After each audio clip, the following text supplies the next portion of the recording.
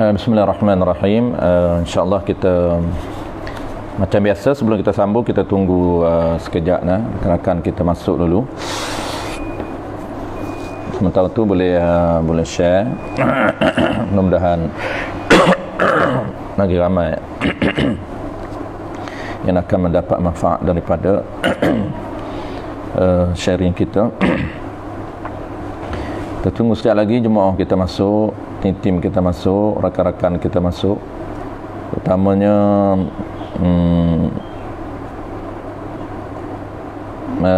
surau Al-Munawwarah, dari surah Al-Munawwarah, ceras baru. Jadi kita tunggu sekejap, kawan-kawan kita masuk dulu. InsyaAllah dah ready. Nanti boleh komen ready, kita akan mula. Okay, kita tunggu lagi sekejap. 2-3 belah orang kita akan mula.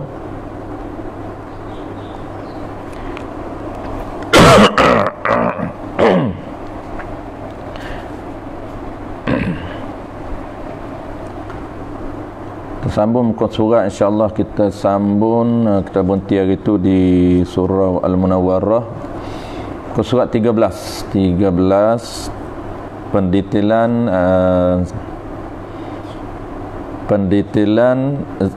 satu pada perbuatan Allah Ta'ala. Kita akan sambung hari ini satu pada perbuatan Allah Ta'ala. Musannif ataupun pengarang kita ni nak mendetailkan tentang tunggal ataupun esa ataupun satu pada perbuatan Allah Ta'ala. Bermakna satu pada perbuatan Allah Subhanahu wa Ta'ala.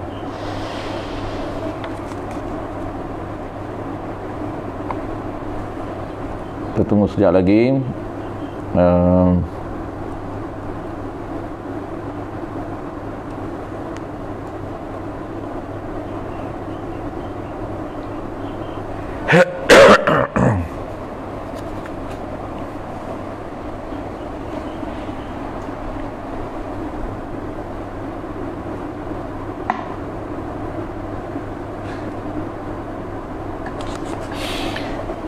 Sekejap lagi kita tunggu 2-3 belah orang, insyaAllah tak lama dah. Kita dah ada Wan. Assalamualaikum warahmatullahi wabarakatuh. Wan wa Muhammad Jamal Al-Fadil Muhammad Jamal. Assalamualaikum. Waalaikumsalam warahmatullahi. Ustaz Roy, kita dah ada Ustaz Roy dari Putrajaya, Kelia.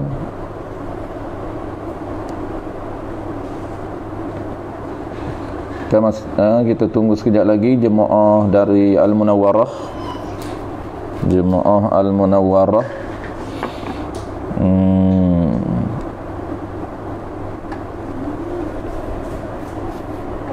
Bukit Jalil. Okey, bersiaran dari Bukit Jalil. Alhamdulillah.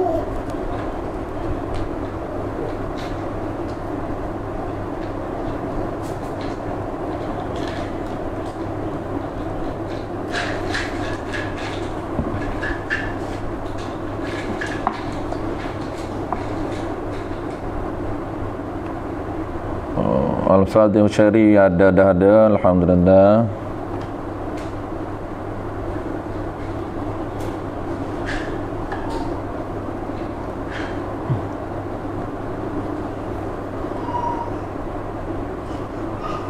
Okey, muka surat 13 muka surat 13 baris dari bawah, baris 7 dari bawah. Kita akan sambut dan seperti buah yang luruh ke bumi. Itu pendetailan makna satu pada perbuatan Allah Ta'ala. Makna satu pada perbuatan Allah Subhanahu wa Ta'ala. Baik, kalau dah ready nak mula, boleh beritahu.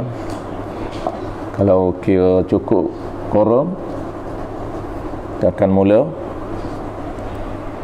Cukup quorum, kita mula.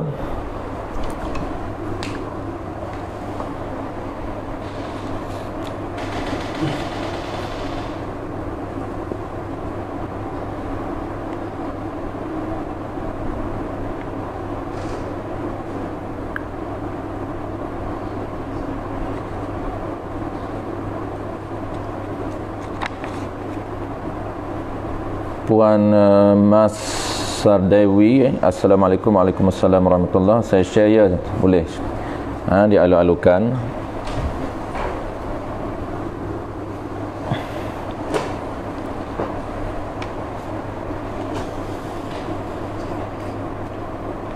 Okey, Ustaz Farouk dah ada. Tok Ngulu dah ada. Alhamdulillah clear. Okey,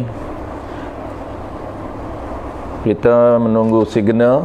Kalau ready untuk mula, boleh beritahu, kita akan mula.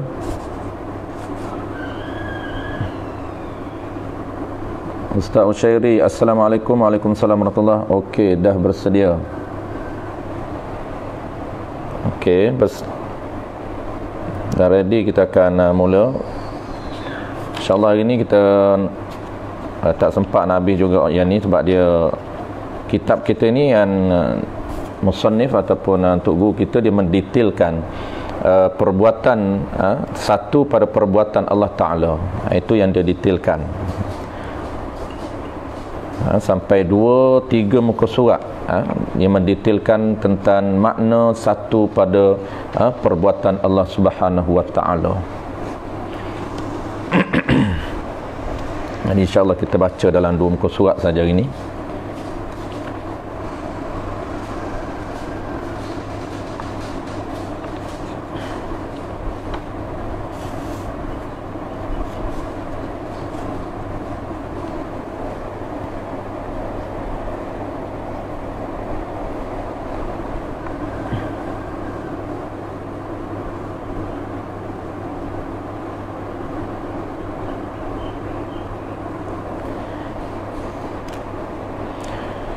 Baik, kita mula tuan-tuan. Bismillahirrahmanirrahim. Alhamdulillahirabbil alamin, wassalatu wassalamu ala asyrafil anbiya'i wal mursalin wa ala alihi wa ashabihi ajma'in.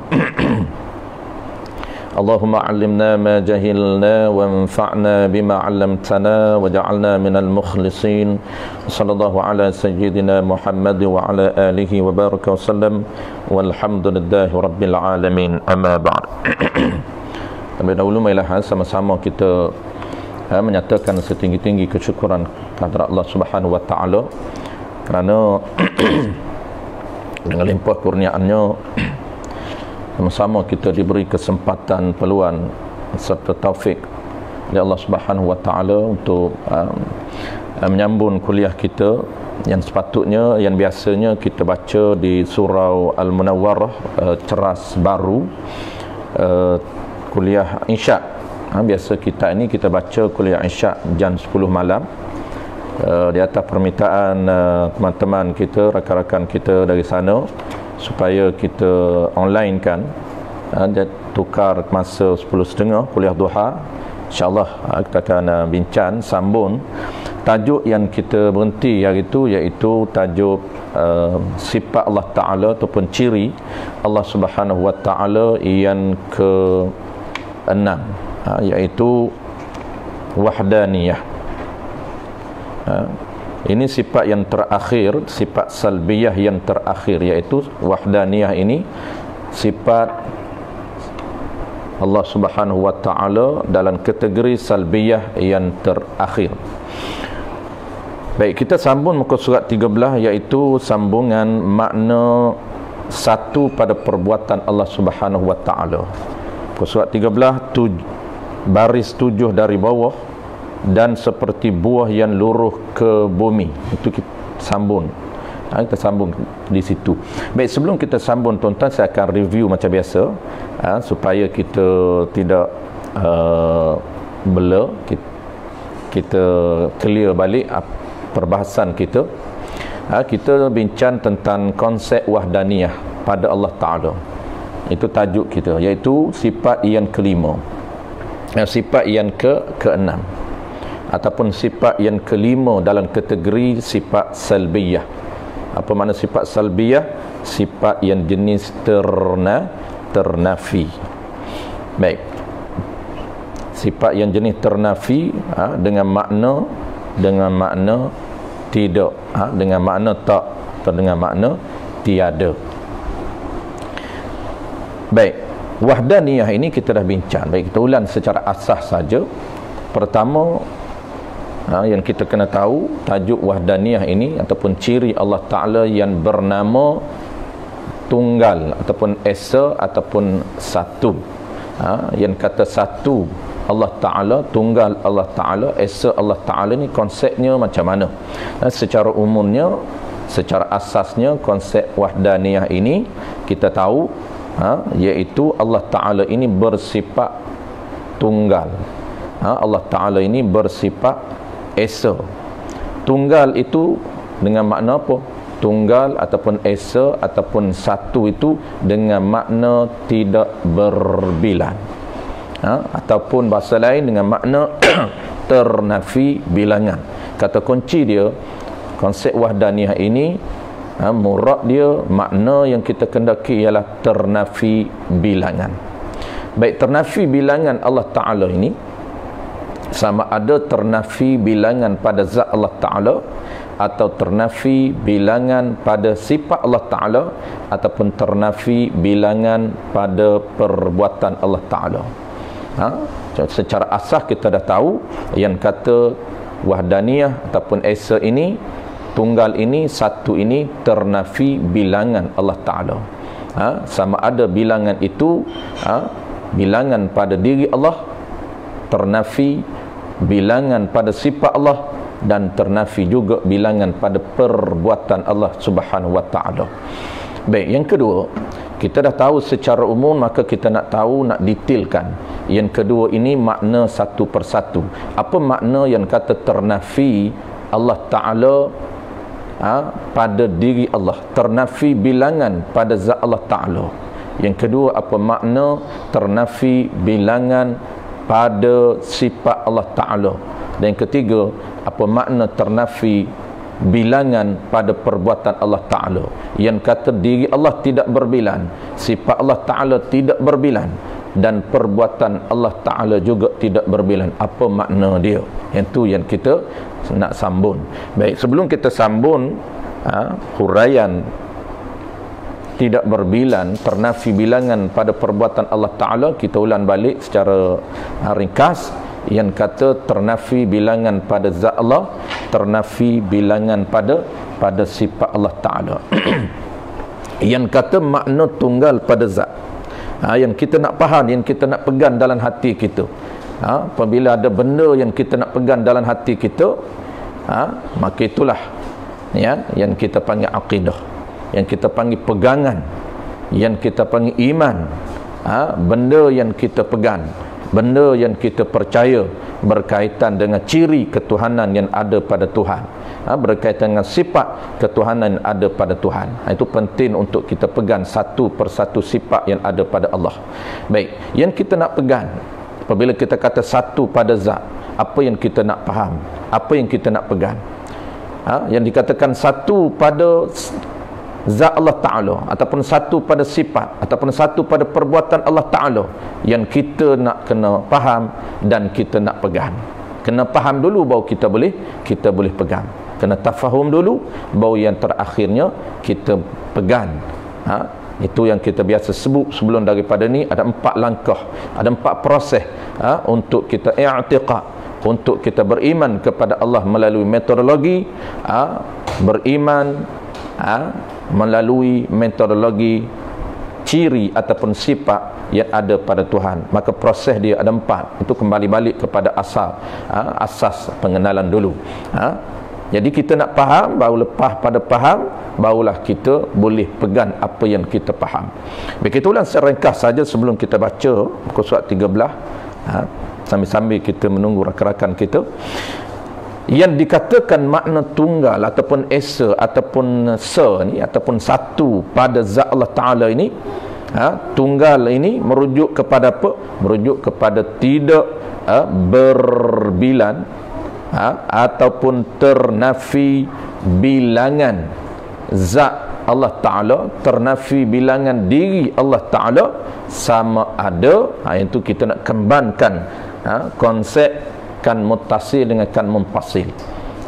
Sama ada bilangan dalam bentuk yang muttasil ataupun bersusun.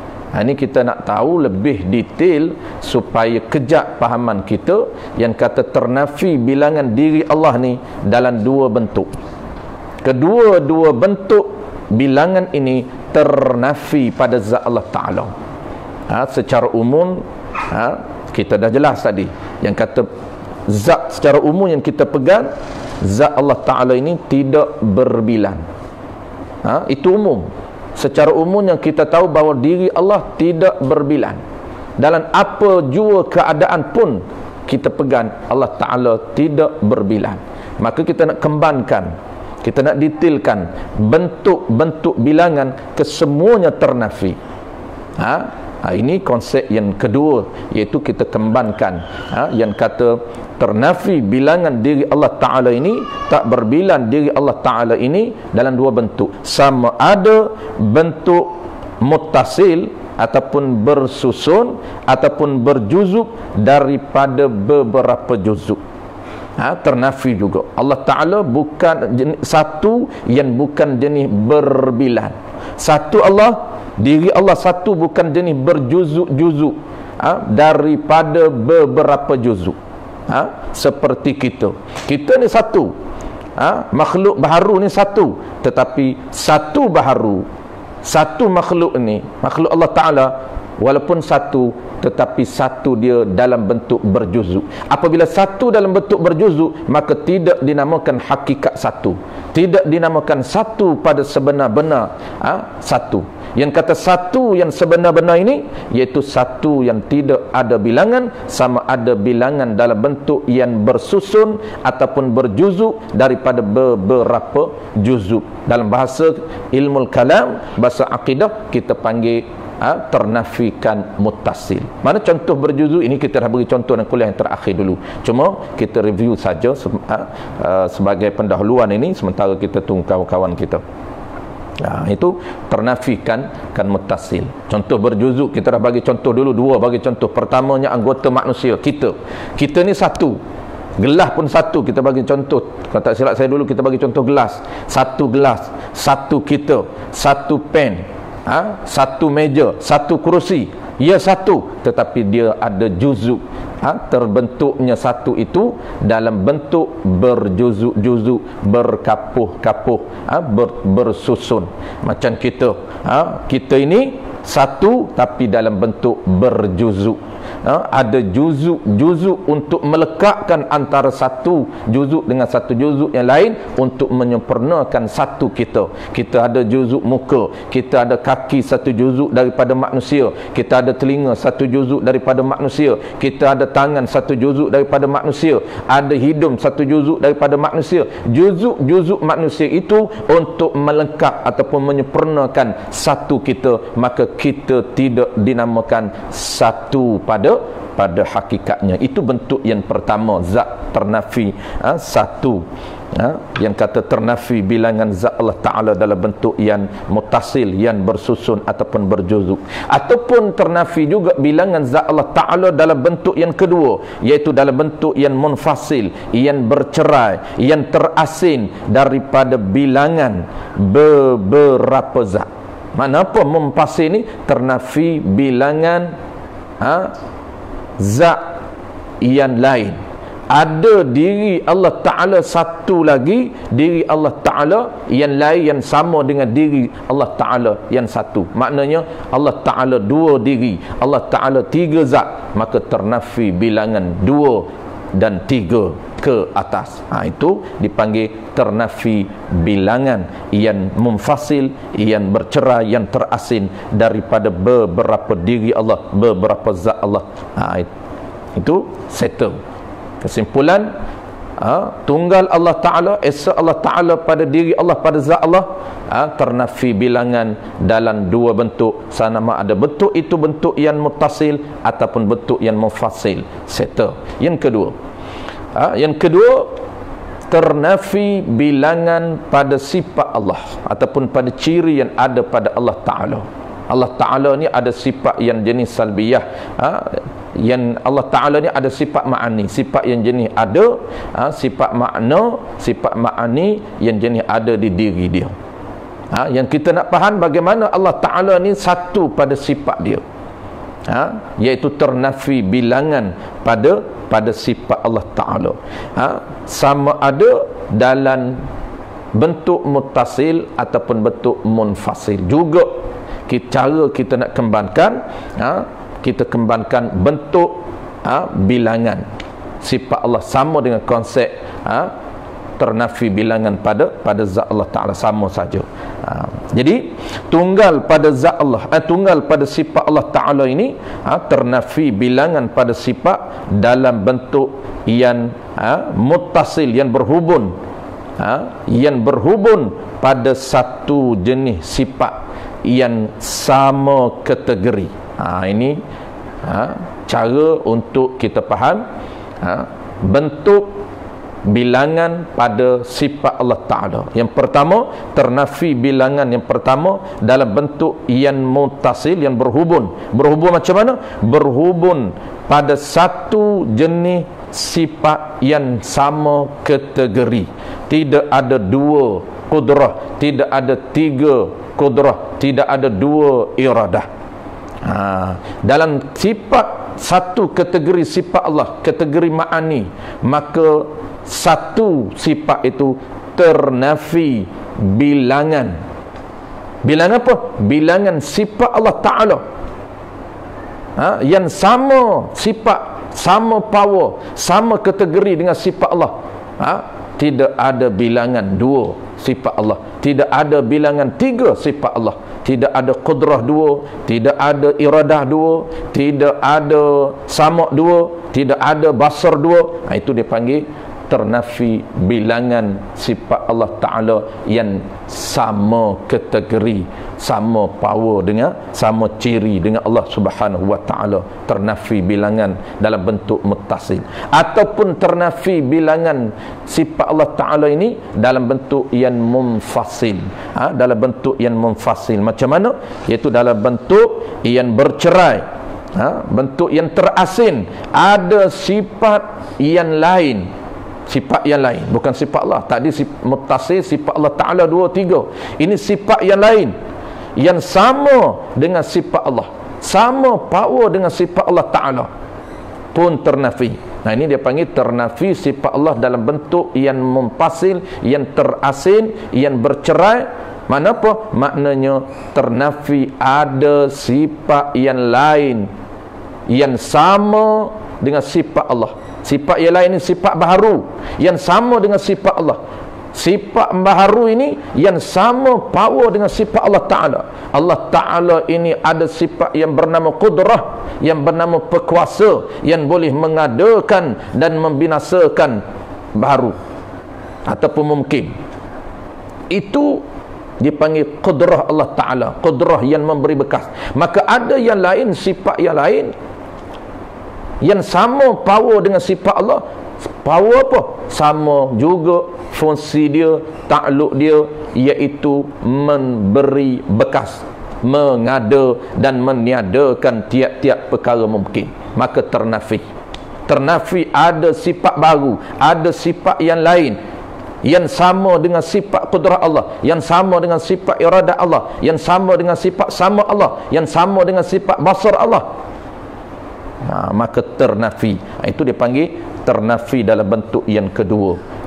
Kesimpulan dia, ternafi bilangan sifat Allah Ta'ala sama ada dalam bentuk yang muttasil, yang berhubung, dan juga ternafi bilangan sifat Allah Ta'ala dalam bentuk yang munfasil, yang terasing, yang ada sifat lain, sifat yang baharu, yang sama power dia dengan sifat Allah Subhanahu wa Ta'ala. Itu kena faham. Jangan kita rasakan sifat kita ada perkuasa, Allah ada perkuasa, Allah boleh beri berkah, perkuasa kita juga boleh beri berkah. Maka itu akidah yang sonsan, akidah yang sesat. Karena kita ada perkuasa, kita ada ghin dalam diri kita, ada sifat qudrah dalam diri kita yang kita boleh kesan dengan wujudan, yang kita boleh tahu, yang kita boleh kesan.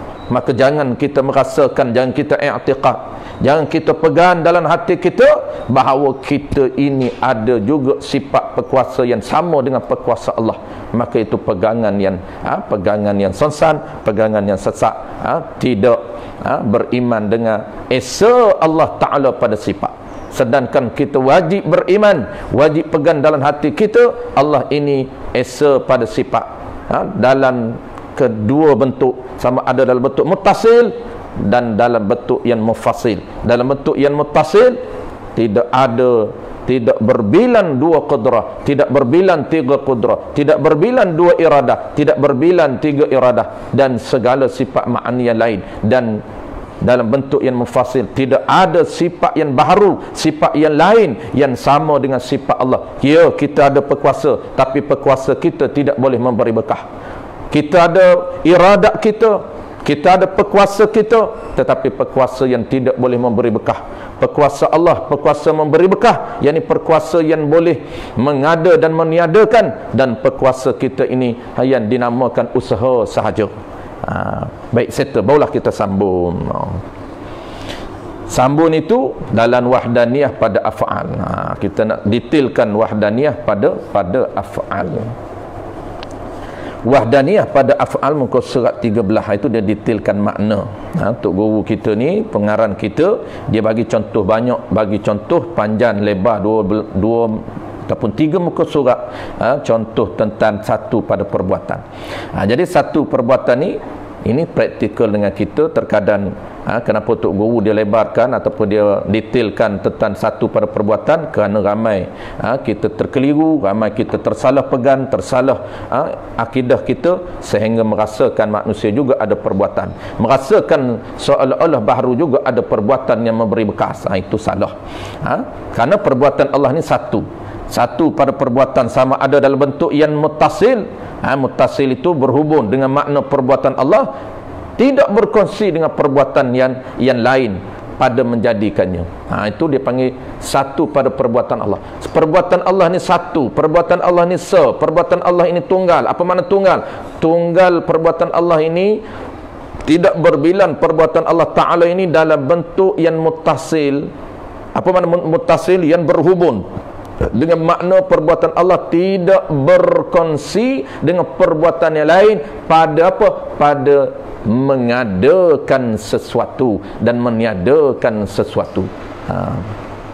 Dan ataupun ternafi bilangan perbuatan Allah Ta'ala dalam bentuk yang munfasil, yang bercerai, dengan makna apa? Dengan makna tidak ada perbuatan yang lain yang sama, yang menyamai, yang sama level dengan perbuatan Allah Ta'ala, iaitu sama apa? Sama level, sama power, sama kategori, iaitu power dia sama-sama boleh memberi bekas. Itu tidak ada ternafi. Baik, qala al-musannif rahimahullahu subhanahu wa ta'ala.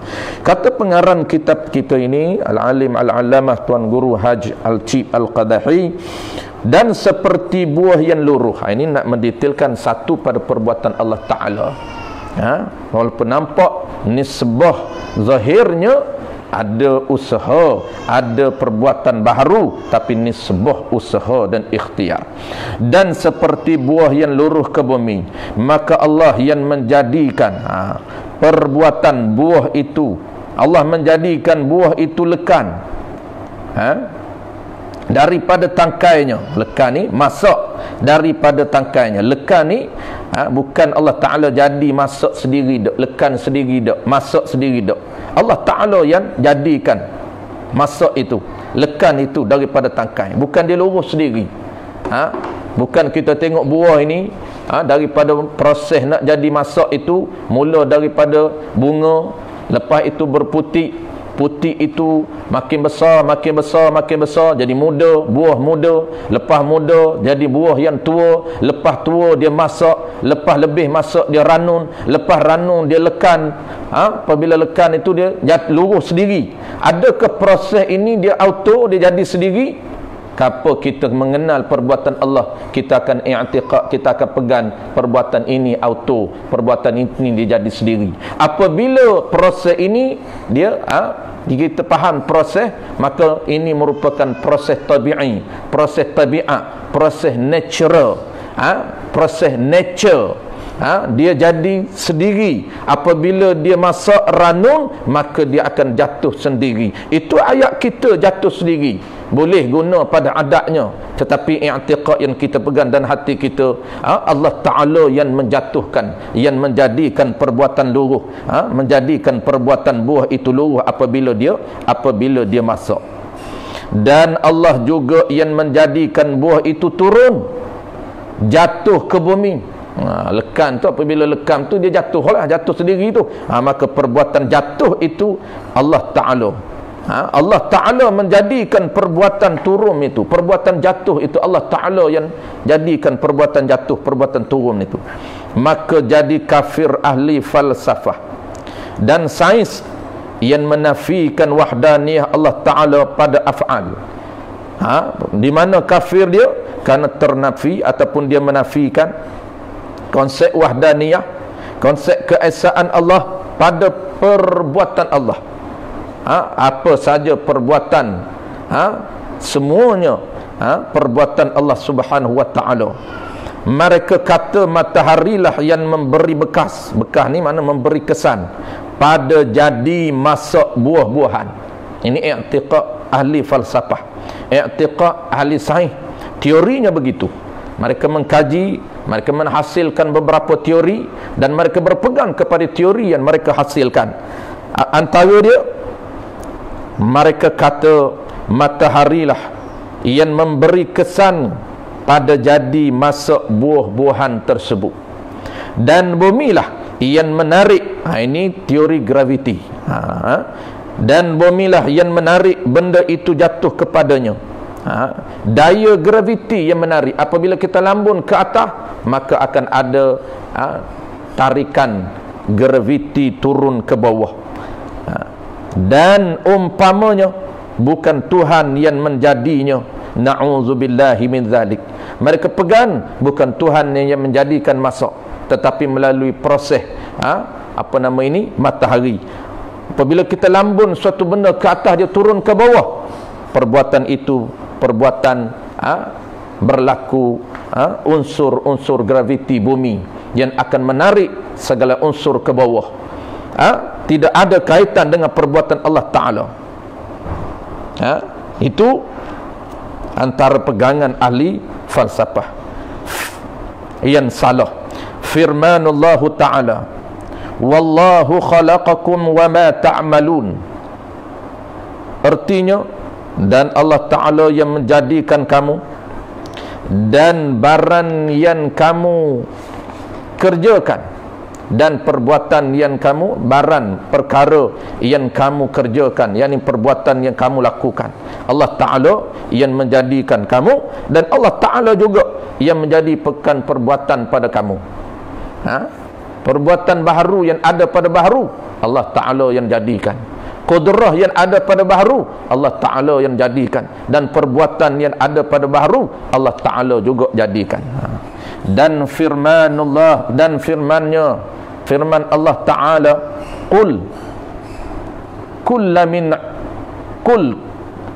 katakanlah, kullu min indillah. Artinya, kata olehmu, bermula tiap-tiap sesuatu itu daripada Allah Ta'ala.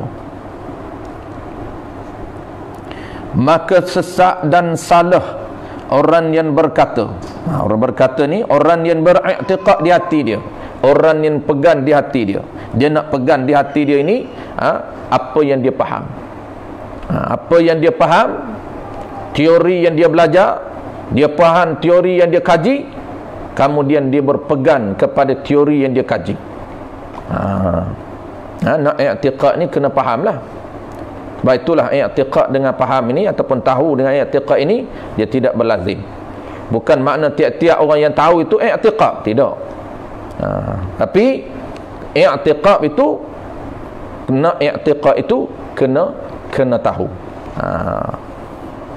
kena faham.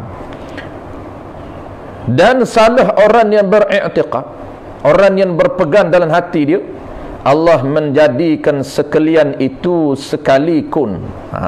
Ni biasa orang kita duk bercakap kun fayakun. Allah Ta'ala nak buat apa? Allah Ta'ala nak satu benda, dia akan buat dengan sekali kun sahaja. Ini pahaman majoriti orang secara zahir. Secara zahir ayat tanpa dia memahami makna ayat tersebut menurut sisi pandang ilmu ma'ani ataupun ilmu badik. Artinya sekali jadi sahaja kun tu, kun fayakun, maka jika dikata oleh syaitan, yang idza arada syai'an an yakula lahu kun fayakun. Itulah banyak yang kita kata, yang banyak yang mau berpegang berdasarkan zahir ayat. Apabila Allah nak satu benda tu jadi, maka Allah kata kun, maka jadilah. Segera jadi. Di mananya iradat Allah Ta'ala, di mananya sifat qudrah Allah Ta'ala, sifat iradah, sifat ilmu, tiga serangkai itu yang kita akan bahas dalam sifat ma'ani, qudrah, iradah, ilmun. Tiga serangkai ini. Apa yang dia buat, dia tentu dia azali. Dan apa yang dia tentu itu berada dalam pengetahuan dia. Kita akan belajar konsep tiga serangkai ini untuk kita mudah faham. Tiba-tiba kita kata Allah Ta'ala nak jadi satu benda, kum. Dengan sekali dia kata maka jadi. Sedangkan kum itu dia panggil majaz isti'arah tamthiliyah. Isti'arah tamthiliyah. Allah Ta'ala nak cerita, bahasa Allah Ta'ala ni bahasa tinggi yang tidak boleh dipaham berdasarkan zahir ayat. Tidak boleh dipaham berdasarkan ayat zahir saja, ayat yang tersurat saja. Dia kena memahami makna yang tersirat. Dia kena memahami makna yang tersirat.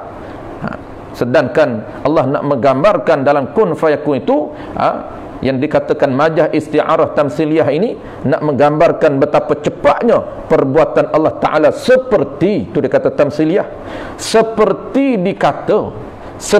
kata, tetapi bukan Allah Ta'ala ni buat semua makhluk dengan kata kun fayakun. Dia tak buat dengan kata kun, dia buat dengan sifat yang bernama qudrah, yang ditaksis dengan sifat iradah, yang dia tentu.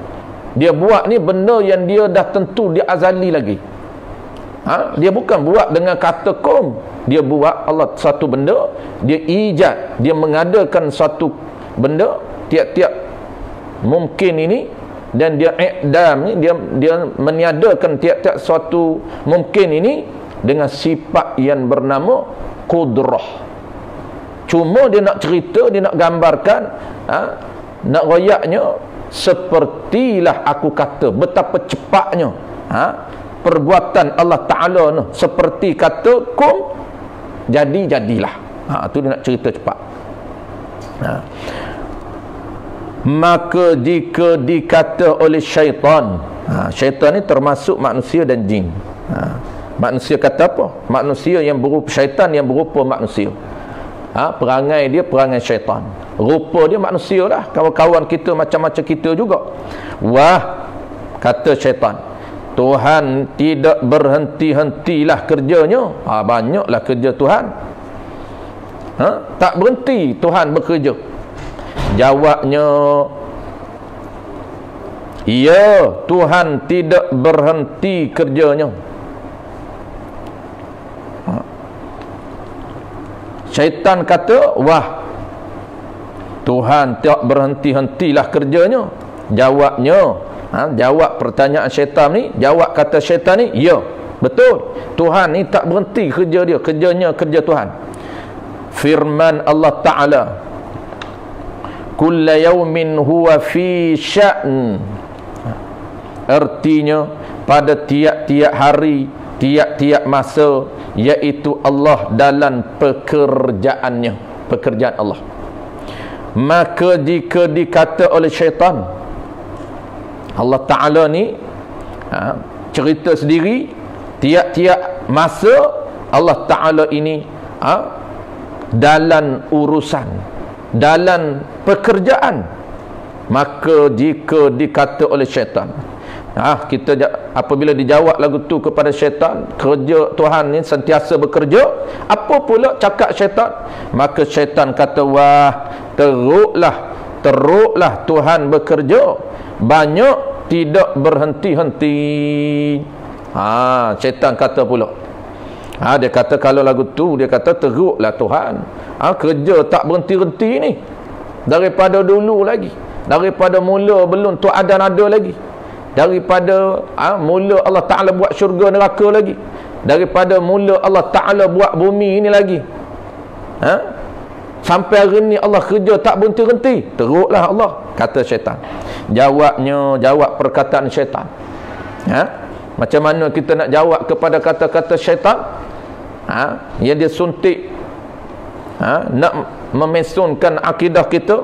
Ini da'iyah syaitan, melancarkan, gerakkan, memesunkan akidah umat Islam supaya percaya kepada da'iyah dia, percaya kepada kata-kata syaitan, percaya kepada bisikan syaitan. Lalu kita jawab kepada syaitan, Tuhan tidak ada padanya teruk. Sifat teruk ni bukan sifat Tuhan. Dan penat, letih, susah, payah. Tu. Kita jawab syaitan ni kepada syaitan, Tuhan ni tidak ada padanya pada Tuhan itu teruk dan penat, letih, susah, payah kerana ilah al-ba'is.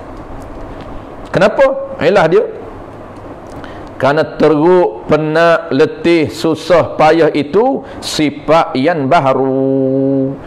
Teruk, susah, payah itu bukan sifat yang ada pada Tuhan, tapi itu sifat baharu. Itu sifat yang ada pada baharu. Itu sifat yang ada pada makhluk. Maka jika Tuhan itu teruk, penat, letih, susah, payah, nescaya semacam dengan yang baharu. Kalau kita kata Tuhan ni teruk, buat kerja lama tak berhenti-henti, Tuhan ni penat, lama buat kerja tak berhenti-henti, Tuhan ni letih, lama buat kerja tak berhenti-henti, maka dia akan sama dengan ciri yang ada pada baharu. Kerana penat, letih, susah, payah itu ciri yang baharu, sifat yang ada pada baharu. Apabila kita ambil sifat baharu, letak di sifat Allah Ta'ala, letak pada zat Allah Ta'ala, menyebabkan kita menyamakan diri Allah, sifat Allah ini sama dengan sifat baharu. Nescaya semacam yang ini sama dengan yang baharu. Apabila sama dengan yang baharu, iaitu sama tu mustahilnya sama dengan baharu. Mustahil, akal tak boleh terima. Nak kata Allah bersifat dengan sifat baharu, mustahil. Akal tak boleh terima. Akal yang warah, yang dibimbing dengan panduan wahyu, dengan orang yang belajar ilmu hukum akal, dah belajar CP hukum akal, belajar formula hukum akal, dah pandai dah kita decide, dah pandai dah buat keputusan dengan akal, maka akal yang warah, yang dibimbing oleh ilmu wahyu, akan buat keputusan istihalah atau buat keputusan mustahil. Tak boleh sama sekali. Allah Ta'ala ini bersifat dengan sifat lemah, bersifat dengan sifat letih, bersifat dengan sifat penat. Mustahil. Telah terdahulu sebut Allah tak sama dengan baharu ni, kita dah sebut dalam mukhalafatuhu ta'ala lil hawadith. Kita dah belajar sifat salbiyah. Dalam sifat salbiyah yang bernama mukhalafah, Allah Ta'ala tak sama dengan sekalian yang baharu. Wajib, ini sipih hukum akal. Wajib Tuhan itu mukhalafatu lil hawadith. Kita dah belajar dalam tajuk mukhalafatu ta'ala lil hawadith. Ini sifir hukum akal yang kita telah belajar dulu. Apa dia? Wajib Tuhan itu bersifat dengan sifat mukhalafatu lil hawadith. Wajib dengan mana apa? Dengan mana wujubun wajibun, dengan mana mesti. Mesti apa? Mesti Allah Ta'ala itu bersifat dengan sifat tak sama dengan baharu. Itu kita dah pegang dalam hati kita. kita dah decide, kita dah tentukan dengan akal kita, mesti Allah Ta'ala ini bersifat dengan sifat tak sama dengan sekalian yang baharu, tak sama. Dan sesungguhnya di bangsa bagi kita, qala al-musannif rahimahullahu ta'ala, dan sesungguhnya di bangsa, dinisbahkan bagi kita, bagi makhluk, tak kala yakni ketika kita bekerja itu usaha. Baik, nisbah bagi makhluk, bagi baharu ni, perbuatan baharu, nisbah panggil apa dia? Panggilan. Kalaulah perbuatan tu keluar daripada baharu, nisbah apa dia? Nisbah usaha. Orang tak panggil perbuatan pun. Karena perbuatan ini perbuatan hakiki, iaitu perbuatan yang memberi bekah. Kalaulah perbuatan itu keluar daripada manusia, orang panggil apa? Nisbah dia usaha. Hanya dibangsakan, sesungguhnya dibangsakan, dinisbahkan bagi kita, bagi makhluk, tak kala ketika kita bekerja itu usaha. Ketika kita bekerja, ketika kita melakukan sesuatu perbuatan, ketika kita melakukan sesuatu perbuatan itu keluar daripada baharu, keluar daripada manusia, keluar daripada makhluk, maka kita nisbahkan dia usaha. Dan ikhtiar, usaha dan ikhtiar kita padanya, pada melakukan sesuatu perbuatan itu, serta usaha kita, perbuatan kita tiada memberi bekah padanya, pada perbuatan kita. Yakni yang kata memberi bekah atau apa dia? Memberi kesan tu, tiada boleh mengadakan dan meniadakan, tiada boleh mengadakan dan meniadakan. Tu istilah. Apabila kita ingat tauhid ni, dia sama dengan fiqh juga, kena faham istilah. Kalau kita kata memberi bekah tu, dia merujuk kepada apa? Kena faham kosakata, apa nama ni, kena faham vokab dia, kena faham pembendaharaan kata. Apabila kita sebut memberi bekah, apabila kita sebut tidak memberi bekah, dia merujuk kepada apa? Merujuk kepada tidak boleh mengada dan meniadakan sesuatu, ataupun tidak boleh mengadakan dan meniadakan mungkin. Tu dia panggil tidak boleh memberi bekah. Kalau dia kata boleh memberi bekah, boleh memberi kesan, merujuk kepada apa? Merujuk kepada boleh mengada dan meniadakan mungkin. Mengada dan meniada mungkin, apa dia? Inilah merujuk kepada perbuatan Allah. Sebab itu perbuatan Allah dengan memberi bekah ini sentiasa kait mengait.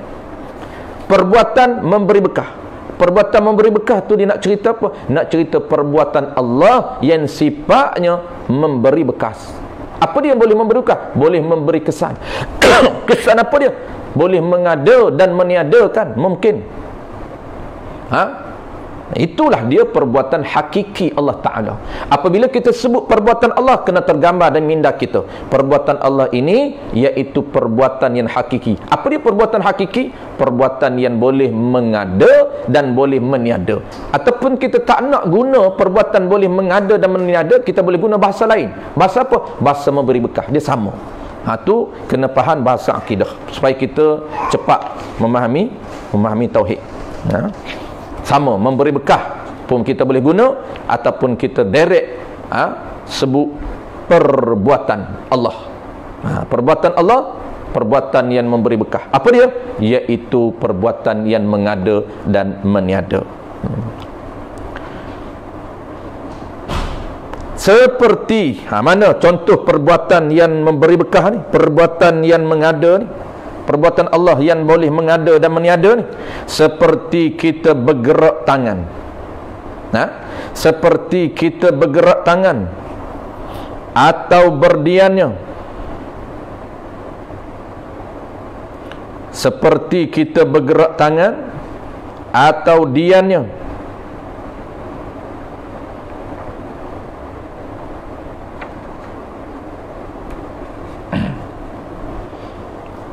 kita bergerak tangan atau diamnya dia tangan, maka Allah Ta'ala yang menjadikan gerak diam itu. Apabila kita bergerak tangan kita, kita ada sifat qudrah. Baru ni ada sifat qudrah. Rain, ada rain kita ni. Sifat qudrah. Ada tenaga. Tu dia panggil qudrah. Rain, apa dia? Tenaga dalaman kita. Apabila kita ada sifat qudrah, maka takluk sifat qudrah itu af'al kita. Perbuatan baharu. Perbuatan kita tu dia panggil takluk sifat qudrah kita. Mudah faham lah. Takluk sifat qudrah. Nanti kita tak bahas lagi bab takluk, tak masuk makni lagi. Kita akan masuk qudrah iradat, kita akan ulang balik takluk ni apa dia. Kita ada sifat qudrah, kita ada sifat, ada tenaga, kita ada ring. Dan kita juga ada iradah, ada keinginan. Dan kita juga ada, apabila kita ada ring, kita ada tenaga, menyebabkan kita boleh bergerak. Baik, kita nak kena faham bergeraknya kita dipanggil perbuatan kita. Melangkah itu perbuatan kita. Akak tangan itu perbuatan kita. Tumbuk perbuatan kita. Tampar perbuatan kita. Berjalan perbuatan kita. Dia panggil perbuatan baharu. Apabila baharu ni ada qudrah, maka baharu ada perbuatan. Tapi kena ingat, i'tiqad, satu perbuatan Allah. Jangan ada perbuatan Allah ini, jangan kita i'tiqad ada perbuatan yang lain sama dengan perbuatan Allah. Perbuatan kita boleh memberi bekah. Jangan perasan. Itu dia nak cerita mana? Allah Ta'ala yang menjadikan gerak kita ni Allah jadi. Perbuatan gerak kita ni Allah jadi. Diam, kita tak nak bergerak, kita diam. Diam, Allah jadi. Hanya dibangsa bagi kita, hanya dinisbahkan perbuatan kita ni keluar pada kita, dinisbah pada kita. Oleh kerana kita yang berjalan, nisbah aku berjalan. Oleh kerana kita yang angkat tangan takbir Allahu Akbar, kita yang bertakbir, kita yang mengangkat tangan. Kita yang langkah berjalan, aku yang berjalan sampai ke surau. Aku yang berjalan sampai ke mana-mana, ke tempat yang kita nak pergi.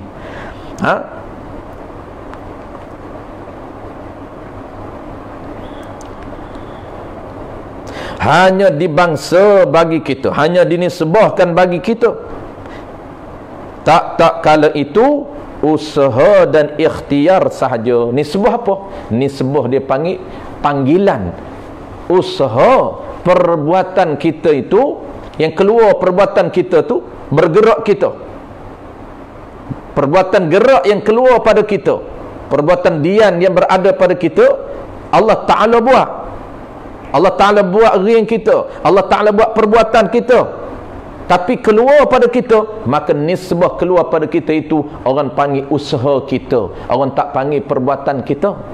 Kerana perbuatan ni perbuatan hakiki Allah Ta'ala, maka kita tak panggil perbuatan kita, kita panggil usaha kita. Saya berusaha berjalan, saya berusaha undur ke belakang, perbuatan undur ke belakang, maka kita boleh undur ke belakang tu, keluar itu, keluar pada kita perbuatan tu, sedangkan perbuatan tu Allah Ta'ala buat. Maka itulah dipanggil usaha dan ikhtiar.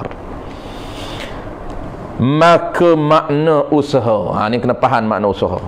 Makna usaha, apa dia makna usaha? Dia nak cerita makna usaha. Baik, kita baca sikit lagi makna usaha, kemudian kita last ni muka surat 15. Kita berhenti di muka surat 15 tanbihun. Ni nak cerita makna usaha pula. Kita baca dulu. Namun kalau tak faham tak apa. Tak faham, minggu depan kita akan datang, kita akan ulang sekali lagi makna usaha. Qala al-musannif rahimahullahu ta'ala, maka makna usaha itu, apa makna usaha? Menyertai qudrah yang baharu dengan perbuatan. Ini perbuatan baharu. Tu makna usaha. Yakni yang kata perbuatan tu, perbuatan baru tu, yang kata usaha tu, menyertai qudrah yang baharu, menyertai tenaga yang baharu, tenaga kita, sifat kita. Sifat qudrah baharu, sifat qudrah manusia ini menyertai, sama-sama dia panggil serentak. Serentak dengan apa? Serentak dengan perbuatan. Yakni yang kata sama-sama qudrah, sifat qudrah dengan sifat perbuatan ini, sifat qudrah dengan perbuatan baru ni, yakni Allah jadi qudrah baru, dan Allah jadikan perbuatan bergerak itu, perbuatan barulah, perbuatan bergerak itu ia jadikan kedua-dua itu bersama-sama. Apa makna sama-sama? Badal. Tiada dahulu kemudian, tiada dahulu, tiada kemudian, tiada awal, tiada last. Bukan Allah jadikan sifat qudrah dulu, kemudian baru Allah Ta'ala buat perbuatan. Maka i'tibar, maka nisbah sama-sama inilah serentak ni, serentak antara perbuatan baharu. Allah Ta'ala buat perbuatan baharu dan Allah Ta'ala buat qudrah baharu. Bersama-sama inilah yang dinamakan usaha. Maka nak nama usaha ini merujuk pada apa? Merujuk kepada sama-sama atau serentak Allah Ta'ala jadikan perbuatan yang ada pada baharu. Allah Ta'ala jadikan perbuatan gerak, dan Allah Ta'ala jadikan qudrah pada baharu itu serentak, tidak ada dulu, tidak ada kemudian. Itulah dipanggil baharu. Panggilan baharu itu merujuk kepada apa? Merujuk kepada perbuatan Allah menjadikan perbuatan baharu, perbuatan gerak tu. Allah Ta'ala jadikan perbuatan gerak yang kita bahasa kita panggil izin Allah. Izin Allah tu maknanya Allah Ta'ala buat perbuatan gerak kita, dan Allah Ta'ala buat qudrah, sifat qudrah baharu itu serentak, tidak ada awal, tidak ada dulu. Maka usaha itu, panggilan usaha itu merujuk kepada, usaha ni bahasa, panggilan merujuk pada apa? Merujuk kepada serentak Allah Ta'ala buat perbuatan qudrah dan perbuatan dan sifat perbuatan gerak, perbuatan baharu dan sifat qudrah baharu. Allah Ta'ala buat serentak dalam perbuatan Allah Ta'ala. Tu kena nampak wahdaniyah Allah, itu kena nampak wahdaniyah Allah pada af'al. Allah Ta'ala buat perbuatan gerak kita dan sifat qudrah kita, Allah Ta'ala buat serentak dalam perbuatan Allah. Kena nampak perbuatan Allah. Allah buat kuasa, Allah beri kuasa melangkah kita, dan Allah Ta'ala juga cipta qudrah ghin yang ada pada kita serentak, tidak ada awal dan tidak ada dulu. Maka merujuk kepada perbuatan serentak Allah Ta'ala mencipta gerak kita dan mencipta qudrah yang ada pada kita, itulah dinamakan bahasa usaha. Itu kena faham. Bahasa usaha ni panggilan, dia merujuk kepada apa? Merujuk kepada serentak. Maka i'tibar sama-sama inilah serentak perbuatan baharu dalam perbuatan Allah. Mana Allah Ta'ala buat baharu dan Allah Ta'ala buat qudrah pada baharu itu. Maka usaha ini bukan perkara wujudi. Usaha kita ni bukan perkara wujudi. Bukan hak wujudi, sifat qudrah Allah tu, sifat qudrah Allah Ta'ala wujudi. Hanya ia perkara i'tibari, dipaham dengan akal, dan makna ikhtiar itu Allah Ta'ala jadikan iradah pada kita. Settle makna usaha. Makna usaha settle. Itu penting untuk kita ulang supaya kejap di hati kita. Apa makna usaha kita? Kena ada usaha lah kita. Selalu orang kita dah sebut kena berusaha. Tak usaha tak jadilah. Kena usaha. Tak usaha mana nak boleh makan. Usahalah cari rezeki, usahalah cari duit. Tak usaha nak makan macam mana? Tak kerja nak makan macam mana? Apa usaha tu? Kena faham usaha tu apa dia.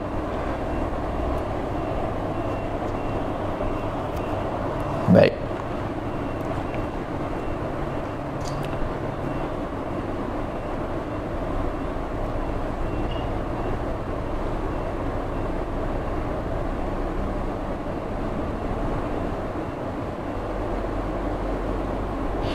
Baik, settle. Jadi sebelum kita masuk ikhtiar, pilihan pula. Pilih itu di tangan kita. Tu. Jadi hakikat semuanya, kesimpulan dia yang kata usaha ni, yang kita dah tahu ni sebuah usaha ni serentak. Allah jadikan kudrah baharu dan perbuatan baharu itu dalam perbuatan Allah. Kita namakan usaha.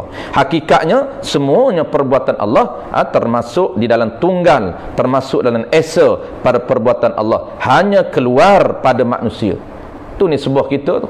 Keluar pada manusia maka dipanggil usaha. Hakikat semua perbuatan Allah Ta'ala. Tak ada sikit pun sharing dengan perbuatan kita. Jangan kita nampak kita juga ada perbuatan. Jangan. Hakikat semuanya perbuatan Allah. Walaupun hakikat Allah Ta'ala yang menjadikan kudrah dan perbuatan gerak dan diam, dan Allah jadikan pilihan pada manusia. Walaupun hakikat Allah yang menjadikan kudrah, Allah yang menjadikan perbuatan gerak dan diam, dan Allah jadikan pilihan pada manusia. Baik, apa pilihan pula? Dan makna ikhtiar itu Allah Ta'ala jadikan iradah, kehendak. Kehendak mana? Keinginan, mau. Nak, orang Kelantan kata nak, orang Kedah kata mau. Orang utara kata mau. Nak. Kelantan kata nak. Iradah, kehendak, keinginan, mau, nak. Tu mana iradah. Allah jadikan kehendak, keinginan, mau kita, nak kita yang dinamakan iradah kulliyah. Ada dua iradah. Iradah kulliyah. Apa makna iradah kuliah ni? Allah jadikan semata-mata keinginan, semata-mata mau tu Allah jadi. Mau. Secara umumnya, tanpa kita khusus kepada kehendak tertentu. Allah jadikan mau tu secara umum. Kehendak, keinginan, tanpa spesifikkan keinginan apa. Maka secara umum Allah Ta'ala jadikan iradah kuliah pada kita. Iradah kuliah, keinginan secara umum, kehendak, nak, mau, ada mau dalam diri kita. Mau pada apa? Tu spesifik lah. Iradah kuliah ni secara umumnya, secara kulinya, mau, tanpa khusus kepada juzuk-juzuk apa. Ta'alluq iradah kulliyah kepada, baik, sambung muka soal 15. Dan ta'alluq iradah kulliyah, kehendak hati kita tu, mau tu, kepada barang yang hendak dibuatnya itu dinamakan ikhtiar. Oleh kerana kita tak berapa nak faham lagi ta'alluq, maka kita bela lagi lah. Tak apa, kita akan ulang balik. Jadi ta'alluq iradah kulliyah, macam kita tadilah, kita cerita tadi, usaha kita ni ta'alluq kudrah baru ni dia ada kudrah, dia ada kudrah dan dia ada perbuatan. Kaitan di antara kudrah, sifat kudrah baru dengan perbuatan baru, ada perkaitan, ada hubung kait. Maka hubung kait itu kita panggil ta'alluq. Usaha itu ta'alluq kudrah, perbuatan yang keluar daripada makhluk. Kenapa ada perbuatan? Kerana dia ada sifat kudrah. Baru ni dia ada sifat berkuasa, sifat reign dalaman dia ni, ada reign. Apabila ada reign, dia ada fungsi, dia ada peranan, dia ada bidang tugas dia berhajat kepada kerja lebih. Reign ni ada reign dalam tenaga, ada reign dalam badan dia, menyebabkan dia boleh bergerak. Maka bergerak tu, mudah-mudahnya dia panggil ta'alluq bagi usaha itu. Dia panggil ta'alluq bagi qudrah. Begitu juga ikhtiar. InsyaAllah ta'alluq ni kita akan bahas detail dalam bab sifat ma'ani. Nak masuk sifat ma'ani akan datang, bermula dengan sifat pertama qudrah. InsyaAllah sifat yang ketujuh kita akan masuk bulan akan datang ni. Tak lama dah yang ketujuh, iaitu sifat ma'ani yang pertama. Kita akan bertemu dengan qudrah, insyaAllah. dengan ta'alluq qudrah. Apa dia ta'alluq tu kita akan bahas akan datang. Baik, kita faham secara asas dulu usaha itu. Dia kata ta'alluq iradah ni kehendak, mau, naluri, rasa mau secara umum. Ta'alluq iradah kulliyah kepada barang yang hendak dibuatnya itu dinamakan ikhtiar, dinamakan pilih. Dan dinamakan juga ikhtiar ini dinamakan juga iradah juz'iyah. Pilih. Apabila dia ada keinginan umum dalam diri dia menyebabkan dia nak taksih, dia nak tentu, dia nak pilih, nak apa? Nak keluar, nak berjalan, nak melihat, nak mendengar. Apabila dia ada sifat mau dalam diri dia ni, dia nak menyebabkan dia nak taksis, dia nak decide, dia nak tentu apa yang dia mau, apa yang dia nak. Dia ada naluri naluri asal secara umum dalaman dia nak, menyebabkan dia berkeinginan untuk menentukan apa yang dia mau. Maka dia nak menentukan apa yang dia mau, itulah dipanggil dipanggil apa dia? Dipanggil ikhtiar. Pilih. Pilih apa? Benda yang dia pilih tu. Maka ikhtiar itu, pilih itu, benda yang dia pilih itu, pilihan itu terdahulu daripada usaha.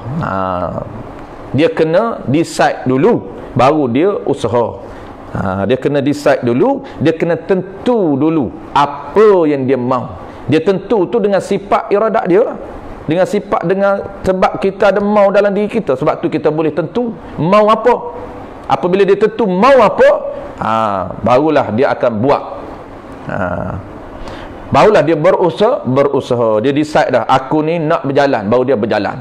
Maka dengan sebab dibangsakan bagi kita usaha, dinisbah bagi kita perbuatan baharu ini keluar pada kita, dinamakan usaha. Dan ikhtiar itulah apa yang kita decide, apa yang kita tentu, dan keluar itu nisbah kita, maka dinamakan dengan sebab dinisbahkan bagi kita usaha dan ikhtiar, itulah dijanjikan beri pahala bagi kita pada mengerjakan yang disuruhnya. Yang disuruhnya. Dan dijanjikan seksa atas kita pada mengerjakan yang ditegah. Kenapa? Kerana kita pilih dengan sifat yang ada dalam hati kita, sifat mau yang ada dalam diri kita ini, menyebabkan kita berkeinginan menentukan benda yang dicegah oleh Allah. Apabila kita tentu kita nak benda yang dicegah oleh Allah, maka kita pun buat, keluar daripada perbuatan kita, perbuatan yang haram itu, maka ada nisbah dosa dan pahala. Dalam mazhab kita Ahlussunnah wal Jamaah, firmanullah subhanahu wa ta'ala, laha ma kasabat wa 'alaiha maktasabat. Artinya tetaplah bagi seorang dapat pahala, yakni dapat ganjaran, pahala kebaikan, barang yang, perkara yang berusaha ia seseorang tadi dengan kebajikan, dan atas dosa barang yang berusaha ia seseorang itu dengan kejahatan. Maka tetaplah dengan sebab ada nisbah usaha keluar daripada kita, nisbah ikhtiar yang kita tentukan nak jahat ataupun nak baik, dengan sifat iradat yang ada pada kita, iradat kulliyah yang ada pada kita, menyebabkan kita ada takluk, ada ada peranan, ada fungsi apa? Fungsi kita menentukan suatu benda yang kita nak. Maka kita nak pilih apa? Pilihan kita itu pilihan perkara yang dicegah atau perkara yang disuruh. Kalau kita pilih perkara yang disuruh, keluar itu perbuatan nisbah kita, maka ada dosa pahala. Kalaulah kita pilih perbuatan yang dicegah, keluar melalui perbuatan kita, maka dinamakan maka dijanjikan dosa. Ada dosa pahala. Kenapa ada dosa pahala? Kerana ada nisbah usaha dan ikhtiar, walaupun usaha tu bukanlah hakikatnya perbuatan baharu, kerana hakikat kesemuanya perbuatan Allah Ta'ala. Usaha perbuatan kita itu Allah Ta'ala yang buat, qudrah kita Allah Ta'ala yang buat, iradat kita pun Allah Ta'ala yang buat. Kerana usaha tentu itu keluar daripada kita yang tentu. keluar itu keluar melalui kita, maka Allah Ta'ala pun sediakan upah. Ini rahmat Allah Ta'ala. Benda kita ni tumpang bekah saja. Tok Guru kata kita ni tumpang bekah saja. Allah Ta'ala nak letak ni bekah tu bekah kita lah. Allah Ta'ala buat bekah pun kita ni lah. Allah Ta'ala buat kita. Dia buat kita, dia buat kudrah kita, dia buat perbuatan kita, dia buat iradah kita. Kemudian apabila semuanya dia buat, nisbah keluar pada kita baik, dia beri pahala. Walaupun semua dia buat, nisbah nisbah tu keluar pada kita, maka dia beri pahala. Itu rahmat Allah Subhanahu wa taala. Tanbihun ay hadza munabbihun liman ghafala. Tu mana tanbih yang ada kitab Jawi, kalau bertemu tanbih itulah makna dia.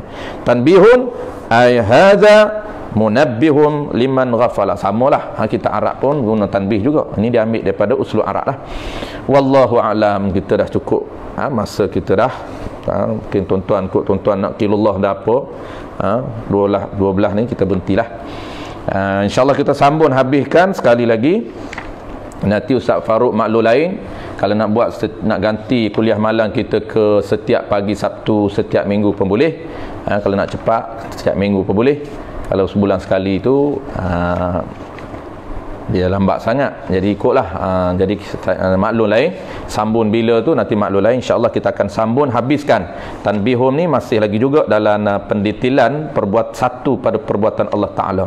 Dan kita akan ulang balik insyaAllah. Di bawah tu dia akan sebut balik usaha, bahasa-bahasa yang secara tak langsung makna usaha, makna ikhtiar. Kena acak kalilah, ulang-ulang bagi orang yang mubtadi lah, bagi orang yang dah pakar, yang dah mahir, dia dah faham lah apa makna usaha, apa makna ikhtiar.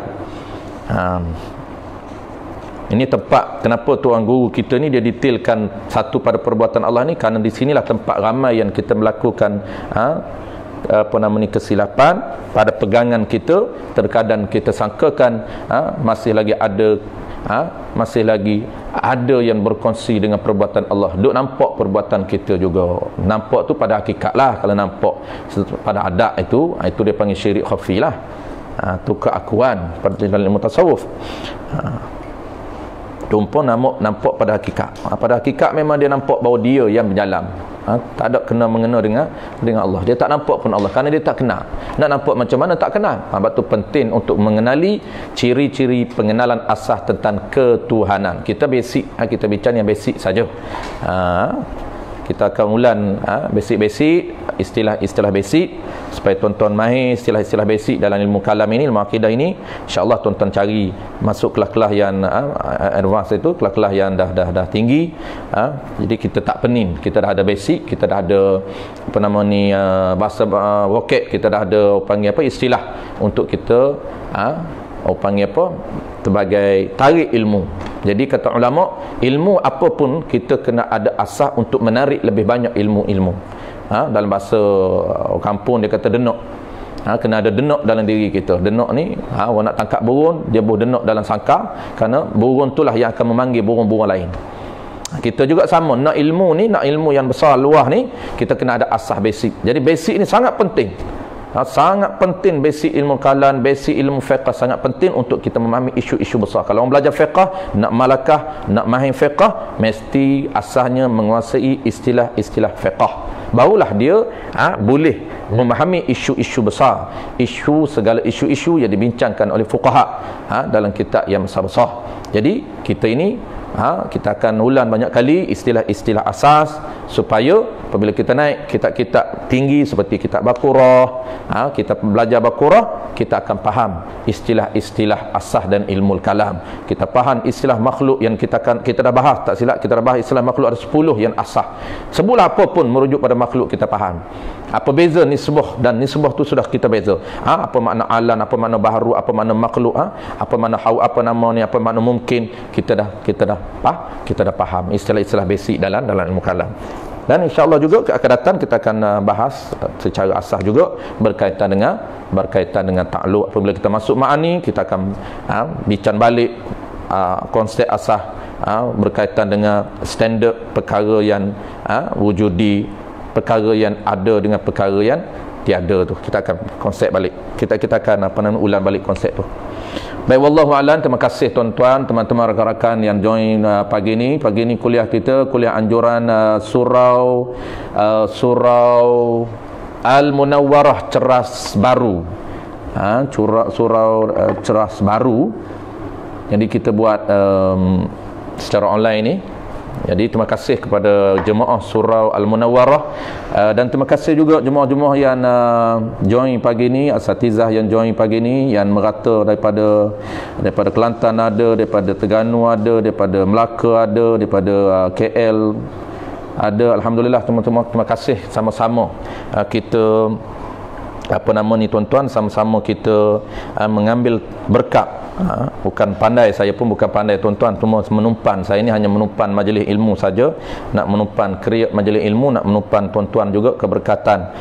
Kita berada dalam majlis ilmu walaupun majlis maya ni tuan-tuan. Mudah-mudahan kita diberi keberkatan oleh Allah Ta'ala. Mudah-mudahan Allah Ta'ala lipat gandakan usaha yang kerdil ini, usaha yang kecil ini, usaha yang sangat kecil ini. Mudah-mudahan Allah memandang kita sebagai pandangan rahmat untuk menjadikan amalan ini amalan yang boleh dilipat gandakan pahala, terutama di bulan Ramadan Al-Mubarak. Dan satu lagi tuan-tuan, teruskan istiqamah dengan metodologi pengajian ilmu tauhid yang telah dirintis oleh mazhab kita, iaitu mazhab Al-Syairah dan mazhab Al-Maturidiyah. Tuan-tuanlah sebagai benteng-benteng untuk mempertahankan masyarakat di luar sana, dengan dakwah golongan-golongan Wahabi, dakwah golongan kaum muda yang cuba untuk memesonkan metodologi mengenal Tuhan melalui cara yang dibawa oleh mereka. Siapa kalau bukan kita? Kitalah golongan yang kena belajar, kena pertahankan cara para ulama kita, cara tutup guru kita, cara orang tua kita belajar dulu. Inilah dia akidah yang betul, akidah yang sahih, akidah cara perjalanan Tariq Ahlussunnah wal Jamaah yang telah diterokai oleh iman besar, iaitu Asy-Syairah dan Al-Maturidiyah, mazhab Asy-Syairah, mazhab Al-Maturidiyah. Kena selalu guna tuan-tuan. Kenapa? Biasa dalam kelas saya tuan-tuan, kelas level awam ini, apabila kita tanya mazhab Ahlussunnah, mereka tak tahu tuan-tuan. Mazhab akidah Ahlussunnah mereka lupa. Tanya sifat 20 dah mereka lupa dah. Mereka tak tahu. Mereka hanya kenal tauhid saja, tetapi metodologi mengenal Tuhan mereka dah tak tahu, dah bela, dah tercari-cari. Sebenarnya kita nak belajar ilmu tauhid ini melalui pendekatannya macam mana. Siapa yang telah menerokai, kita dah lupa dah tuan-tuan.